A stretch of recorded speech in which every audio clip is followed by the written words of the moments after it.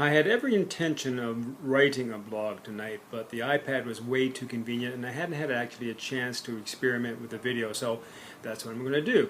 I want to actually, I was just responding to a comment that was left on a blog which I wrote probably a week or so ago about my existential problem with finding a niche in social media.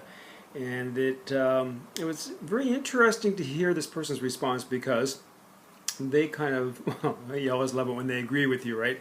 They kind of agreed that, you know, being a generalist is a good thing because social media just covers such a broad area of things, and that you sort of have to have a connaissance of all these things, and that's true.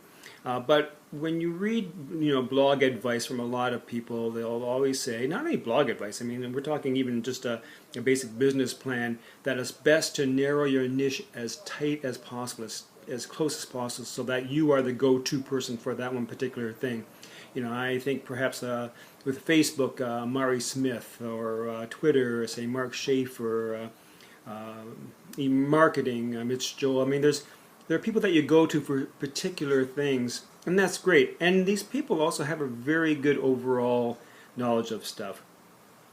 My thing is that I feel being a generalist is sort of like being a general practitioner, family doctor, which we have way too much of a shortage of, especially here. I mean everywhere in the country probably, but here in Quebec even more so.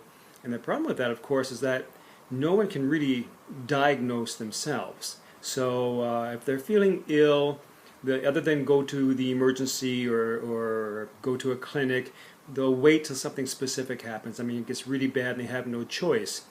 Whereas if you had access to a family doctor, someone who a general practitioner, someone who could look at the whole body and then determine what is wrong with that particular part of the body that's not performing right, then they refer them to a specialist. And I somehow think that's how I see myself as New Ray Com going into a business.